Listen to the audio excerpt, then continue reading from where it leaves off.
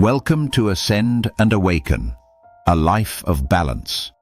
Today we'll explore one of the most beautiful teachings from the mystic poet Rumi, what he called the Ladder of Love.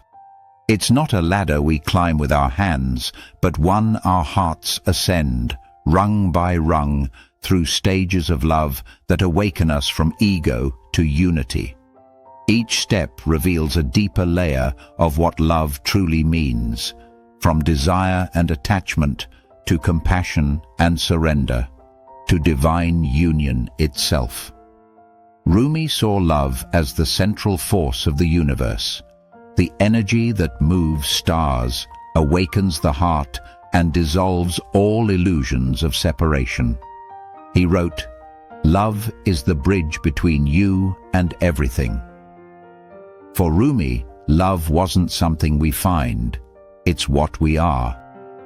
But to realize this truth, we must rise beyond the limited love of the ego, the kind that clings, fears, and separates, and awaken to love as the very essence of existence. This is the journey up the ladder of love. We begin, as all humans do, with the love that seeks, the love that wants something in return. This is love mixed with desire, need, and possession. It's the kind of love that says, "I love you because you make me happy," or "I love you because you complete me." Rumi did not condemn this love. He saw it as the necessary beginning. It is the spark that awakens the heart from dormancy.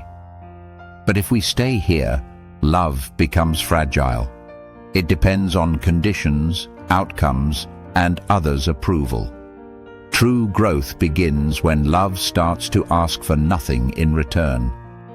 As we mature, we rise to a higher form of love, one that feels with others rather than needs from them.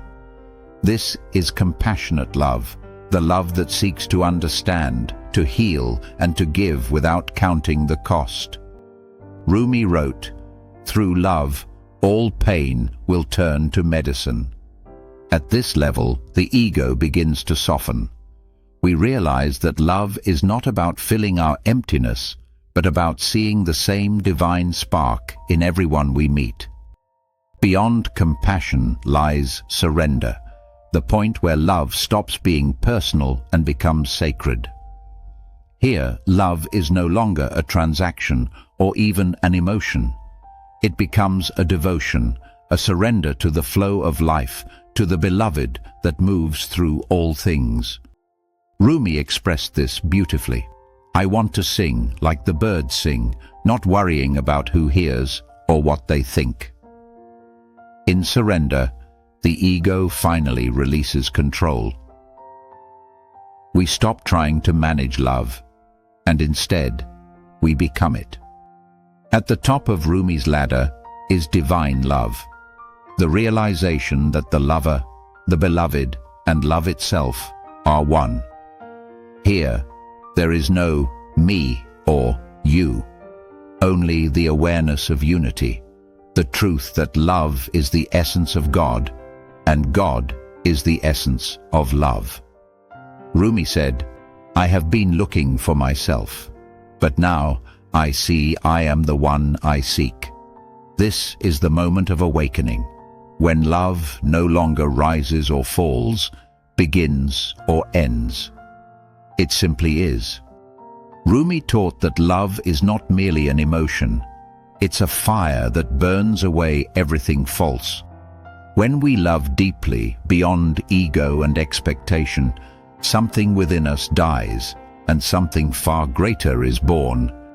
He wrote, "Love is the flame which, when it blazes, burns away everything except the beloved." Through love, the ego melts into awareness. Through love, the separate self disappears, and we awaken to what we've always been, pure consciousness, radiant and whole. The ego fears this kind of love because it cannot control it. It resists surrender. It wants love on its own terms. But when we allow love to lead, to move us beyond our stories, wounds, and needs, we discover a freedom the ego can never touch.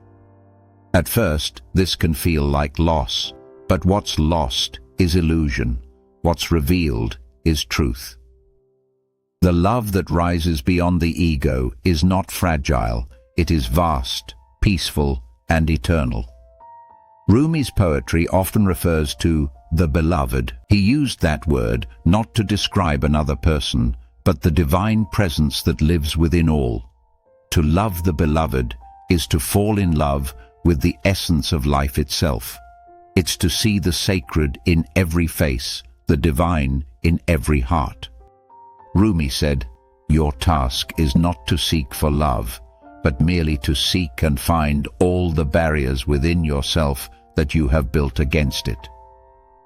When those barriers fall, love reveals itself as what you've always been. The ladder of love isn't a staircase you climb once and leave behind.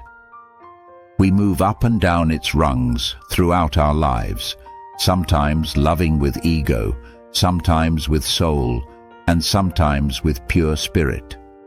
What matters is awareness. Each time we recognize the difference between love that fears and love that frees, we rise another step. This is how the soul matures, not through perfection, but through returning again and again to love.